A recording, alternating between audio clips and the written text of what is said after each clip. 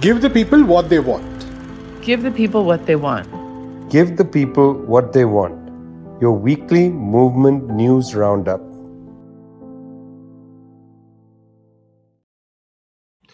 You're with Give the People What They Want. This is show number 175.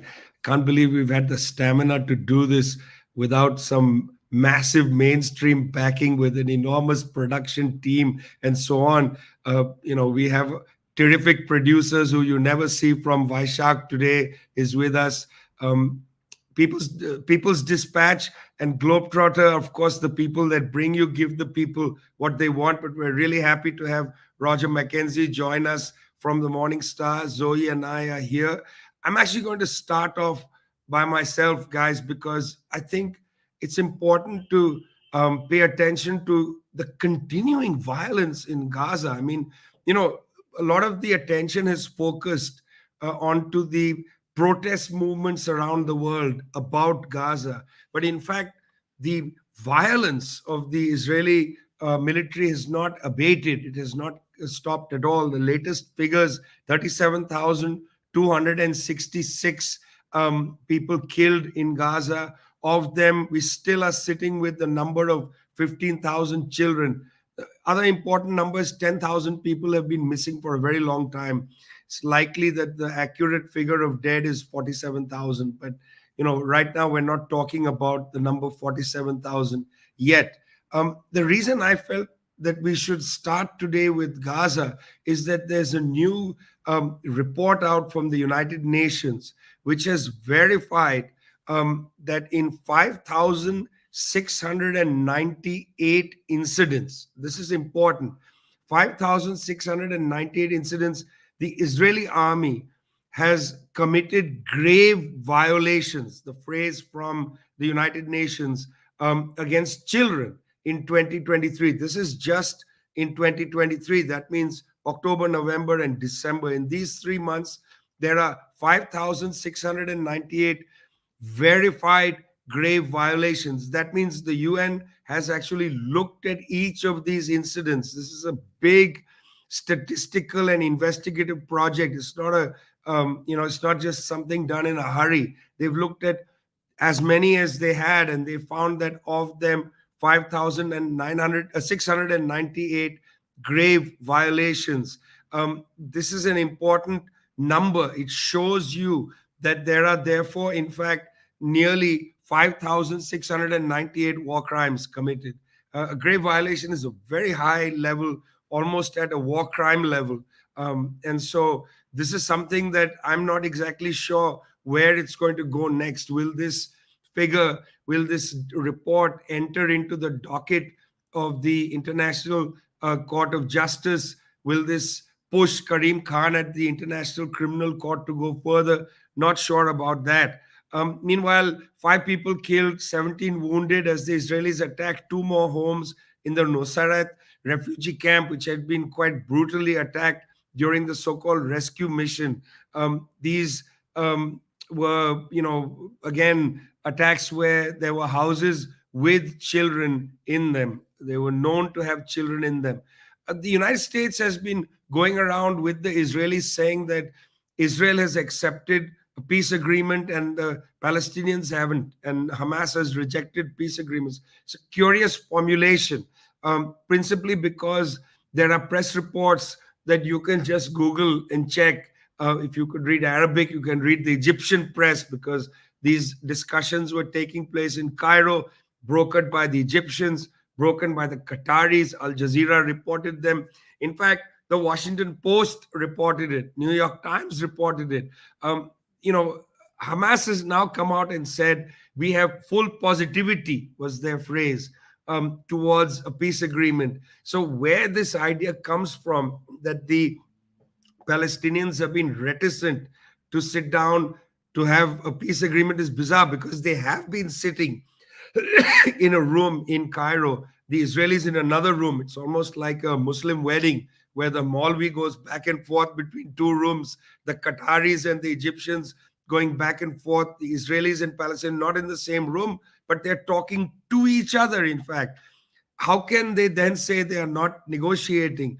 And they agreed to the principles put forward, and they said we agree to hostage exchange and so on. So now Hamas has come out and said full positivity towards the whole process of a ceasefire. It's an important statement just to underline that what Blinken and others have been saying, not necessarily the entire truth. Meanwhile, the European Union, Ursula von der Leyen and others also backing up the United States on this weird accusation that the Palestinians not interested in peace. But Ursula von der Leyen's party or her bloc did well in this election, Roger. Take us to the European Union elections, which has some mixed results, in fact. Yeah, it's almost a bit weird from somebody from Britain talking about the European elections, given that we couldn't get out of there fast enough, really. But there has been a significant shift, as you say.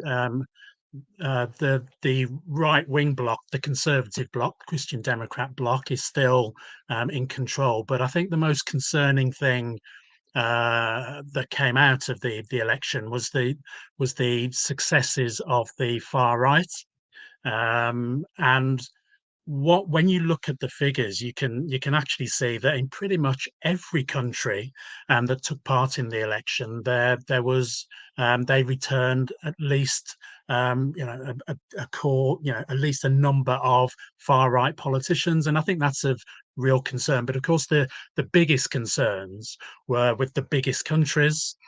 So you look at the successes of the far right in Germany, in Italy. So Italy obviously has the heir to Mussolini as their prime minister, and you've got they made some significant gains for themselves within the elections. But I think the eye-catching one really was what happened in France, with the big success of Marine Le Pen's National Rally Party, who polled was about 31%, I think, of the polls, and I think before even the last vote was counted, I think Macron was quick to say that he's calling a snap general election, and even that has raised a number of issues, I think, because within days of that announcement, the leader of the Conservatives within France was quick to say, "Oh, we should do a deal. We should do a deal with National Rally. They're on the ascendancy," and he was quickly booted out, even by his own party. So that's a significant shift there. So there's clearly some turmoil on the right about what to do. But I think one of the positive things that's come out of this is the move that's just been signed off, really, by the French left, to form an alliance to compete in these elections. You can only hope that this alliance holds, because there's been some examples in the past where they formed this kind of loose alliance, and I think the last time was for the presidential election, and that didn't hold. But I think the stakes are so high this time that they really, I think, are serious about making sure that they keep the National Rally from becoming the ascendant party within the National Assembly. So I think there's a lot to be looked at in France. I think there's a lot to worry about in Germany, where the left didn't do well at all, but also where the AfD did, I think, became the second largest party, and that's of concern given that there's national elections due next year. So I think what we always do is keep our eye on these things and report what's going to happen. But the next few weeks in France, I think, are going to be very interesting. But let's hope that the left gets itself together and campaigns in a good spirit of unity to keep the National Rally from succeeding. Yeah, and Roger, we carried a piece at People's Dispatch on the election results in Belgium. It was spotty, but some gains, no doubt about that. Some of our friends from Ireland lost their seats. Claire Daly, that's a big loss. But again, it's the European elections. It's a curious thing that Eurosceptics seem to be gaining in the European election, European Parliament election, almost as funny as having somebody from the UK talk about Europe. Equally unfunny than that is, of course, the chaos that was there on the streets of Buenos Aires in front of the Parliament building when a bill was to go through. There was a peaceful protest, and the repression harsh in the standards of contemporary Argentina, where there has been crackdowns, Zoe, but this was pretty violent crackdown. I was a bit surprised to see the video. Tell us what happened in Buenos Aires. Well, Milei's promise of law and order and the chainsaw budget essentially came to fruition on Wednesday when his long-awaited omnibus law, which he gave it a new word, which was basis and starting points for Argentine liberty. Of course, for people who don't remember, he's from a far-right libertarian party. And his whole kind of campaign pitch and promise was that he was going to bring back freedom for Argentinians. And, you know, in the 6 odd months that he's been president, what he has brought is brutal repression, economic austerity, and you know, just cutting back on people's rights. And so in the first couple of weeks back in December, he had proposed this law, which had something like 600 articles and dealt with a wide variety of things, which is why it's called the omnibus law, because it's like super comprehensive about pensions, like certain labor reforms. And immediately this sort of sent a shockwave across movements, across trade unions. There was mass resistance. The progressives that were in the legislature said they would not pass this. So there were several rounds of negotiations. Something like half of the original articles were axed and modified. You know, the original plan that Milei had proposed in December, even within 1 month, had really been whittled down. So he continues, these negotiations continued on this law, again, which modifies a lot of different labor conditions, rights, right to pension, etc. And basically last a month and a half ago, it went to the Chamber of Deputies, where it had originally been essentially defeated and he had to retreat. It went back to the Chamber of Deputies. They sort of passed another modified version of it. And Wednesday, it went to the Senate. And so all the major trade union centers, all of the mass movements had called for mass rally, mass mobilization against, to tell their legislators, do not pass this law. We do not want this. This is not in our interest. This is not in our benefit. Again, affecting pensions for old people, affecting many different areas of life. And so this mass mobilization took place outside of Congress. And it is interesting. It is, in a sense, unprecedented, the level of brutality that we saw, but it was very similar. I myself was in Argentina in 2017 when Macri attempted to pass a similar legislation, but really just on one issue, not this omnibus law. And again, this very harsh, brutal crackdown. Over 30 people were detained on Wednesday. Over 200 were injured. I mean, the videos are crazy because, of course, this affects pensions. So you see people of all ages, especially elderly people, out on the streets defending their rights, getting chased by riot cops into pizza shops, people getting chased all over the place by these by riot police who are beating them up, detaining them. I mean, just horrible accounts of people being dragged through the streets, pepper sprayed in the face, all sorts of things, which essentially Patricia Bullrich, the Minister of Security, had promised. Coming into this position with a very far-right president, she said, I am going to crack down. No more pickets, no more protests. Not only has this crackdown took place, but also, again, she threatens that people who take place to participate in these protests could actually have their Social Security and other social benefits affected. And I'll just say that this law ended up passing a greatly modified version of it. For example, some of the key companies that Milei wanted to privatize, that was another part of this bill, privatizing a lot of key state assets. Some of the key companies, like the airline, was excluded from this list. But again, the law passed, but really at what cost? If you have to beat up people for over 12 hours outside, and what is this future of freedom that Milei is promising? Yeah, future of freedom, not a very hopeful thing coming out of Argentina. We're going to get to the G7 meeting in a second. You're with Give the People What They Want. I'm Vijay from Globetrotter. We have Zoe from People's Dispatch, Roger from Morning Star. So great to have you with us. 175 show. Remember, we're on podcasts on all the platforms that you'd like to use, whatever you want. YouTube as well. I often listen to podcasts on YouTube. Don't know about you. It's interesting, Roger. The G7, seven world leaders. I mean, why dignify them with that term?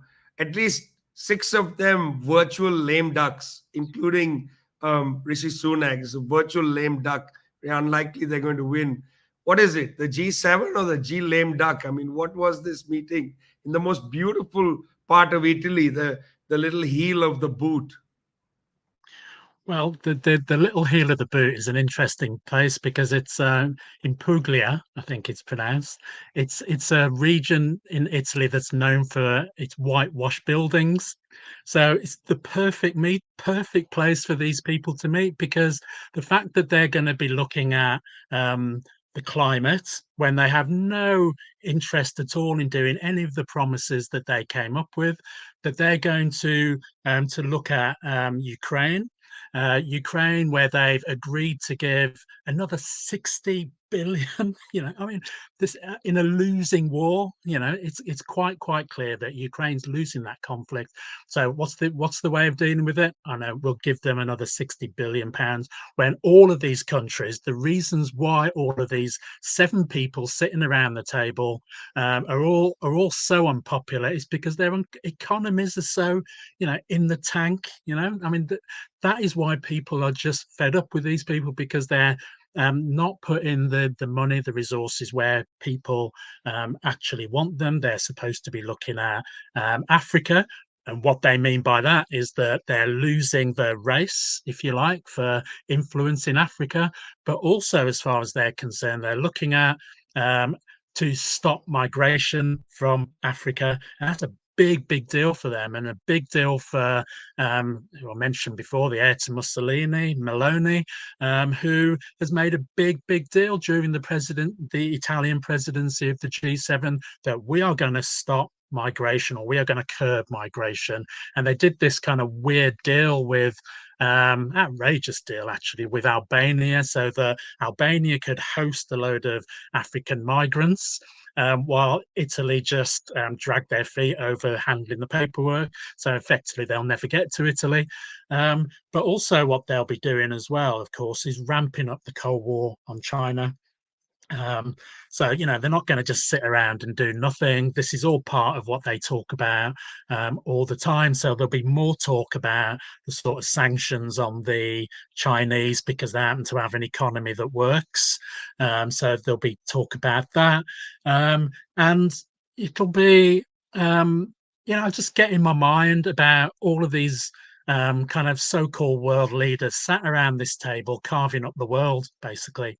None of them have any real kind of legitimacy, as you say, Vijay, because most of them, whenever they speak, their popularity goes down. So I'm in kind of two minds really about whether I want them to speak more so their popularity goes down even more, or whether I just want them just to stop and get out of the way and let people's priorities prevail. So I think that this is a meeting that you can contrast quite well with the BRICS meetings that have been taking place. I think over the last few days, we had the foreign ministers meet, and you can see a group there that's got a load of confidence, that's talking about positive things, talking about new ways of doing trade, that's talking about new ways of doing business on the world stage.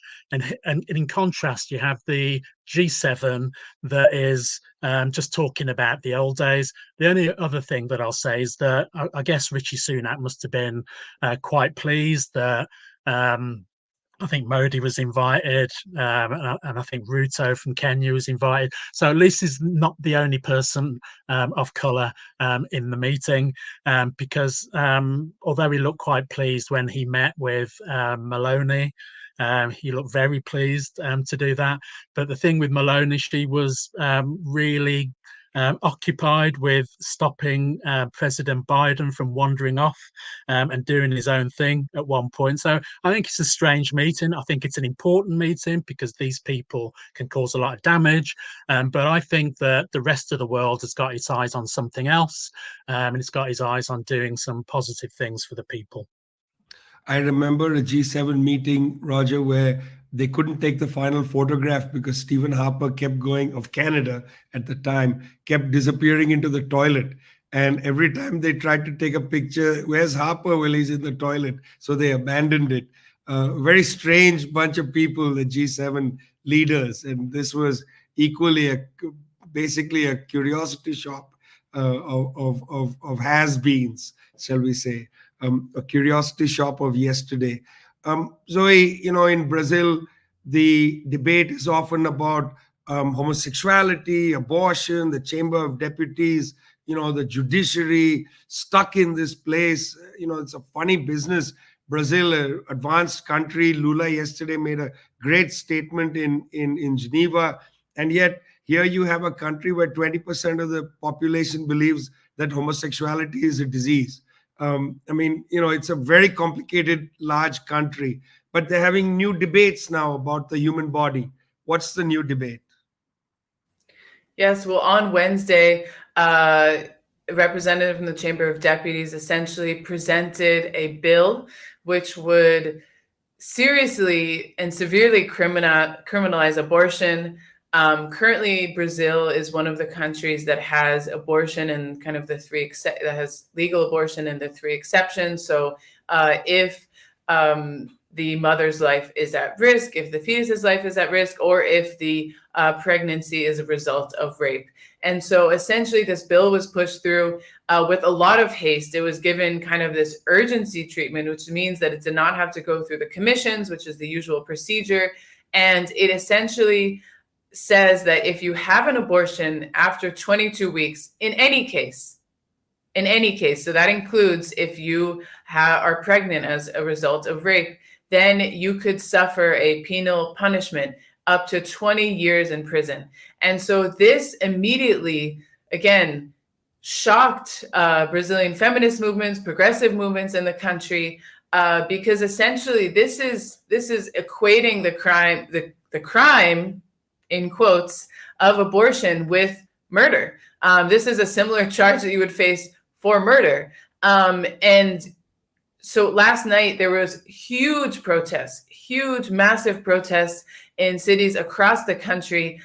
Feminist movements are calling this bill, child abuse, making the point that actually the people who are affected by this, the people who, for example, are suffer sexual violence and then get pregnant, are often children. And there's actually been several horrific cases in Brazil of different states maybe having more stringent legislature or not having the appropriate, medical facilities for people to access the public health rights, the reproductive health right of abortion. There was an 11-year-old child who found out she was pregnant, of course, late. The child is not expecting to be pregnant. They're dealing with the trauma of having suffered rape, and she was unable to be treated in her own state because the doctors, I guess, at the health center said that we are conscientious objectors, and she had to travel from her home hours and hours to another state just so she could access her fundamental right to abortion. And so this law essentially attempts to say that no one after 22 weeks can access this. They could be put in prison. This is essentially saying children will be able to put in prison if they're violated, and then they try to and an unnatural pregnancy. An 11-year-old girl, a 12-year-old girl should not be pregnant.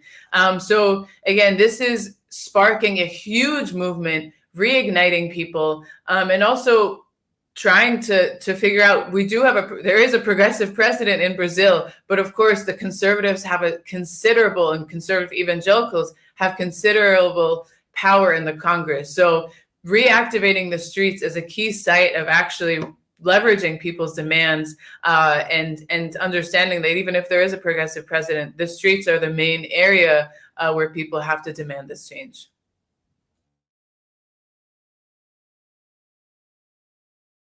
Yes, sorry, my computer went on a little blip. Well, I was going to talk about the capsizing of a boat going to Yemen, of mainly people from Somalia. I'm going to save that story for next week. I think it's important for us to say a few things about the announcement from South Africa, where the African National Congress has now said that it will go into a government of national unity with the Democratic Alliance. This is a very significant development 30 years after the first democratic election, after the end of apartheid, when the apartheid regime was set aside. The heirs of the apartheid regime, which really are sitting in the Democratic Alliance with 87 members of parliament, will join the 159 members of the African National Congress to create this government of national unity. The party, the MK of Jacob Zuma, will go into opposition. The party of Julius Malema, the EFF, will go into opposition. This will be a decidedly rightward shift in South Africa, given that Mr. Ramaphosa, in order to maintain his role as president, has invited the Patriotic Alliance to join this government of national unity. Patriotic Alliance takes a position against immigration, is for deporting immigrants, is for the death penalty, and so on. The Inkatha Freedom Party will also join this alliance. The Rand has done well. The stock market has gone up. This is always a good indicator. When a good government comes to power, the stock market plummets, because then you know on class lines how the different classes are reacting. The DA has said that it will vote for the ANC to form the government. It will vote for the ANC to get the speakership. As a deal, they will take the deputy speakership of the parliament, and of course they'll have members of cabinet. Not clear yet whether they'll get the finance portfolio, which is what they wanted. That is, of course, a prized position, but I don't see why that should be something that they want so eagerly, because for a very long time, at least since 1996, the ANC has given that portfolio to a neoliberal person to run. From the time of the GEAR, the Growth and Equal Opportunity Act, that was pushed in 1996 by Thabo Mbeki, South Africa has pursued effectively its own variant of neoliberal policies, eschewing welfarism and so on, even basic welfarism. So, in a sense, this election and the direction of the electorate going into an alliance with the Democratic Alliance is quite along the way of the move made by the ANC since at least 96. What will be interesting is, just before these talks went to fruition, the South African Communist Party, which is a member of the alliance with the ANC and the COSATU, the trade union movement, the South African Communist Party had said they would never go into alliance with the DA. Julius Malema, who used to be the leader of the ANC youth wing, had come out there and said very strongly that the DA, the Democratic Alliance, is a neo-imperialist front. Now, what will happen, given that the SACP, the Communist Party, had made that suggestion, and given that now there will be an ANC Democratic Alliance government, will this mean a serious reckoning within the ANC for the rightward shift? It's not possible now to talk about an ANC that's straddling left and right, because this is a very clear indication that they have taken the government in a rightward direction. So we shall see in the coming weeks. The deal was announced a few hours ago. So this is a set of premature comments. Let's see what happens. We're going to come back to this, of course, next week. You're with Give the People What They Want, brought to you from People's Dispatch, Globetrotter, Zoe, Roger, and I. Happy to be with you. See you next week.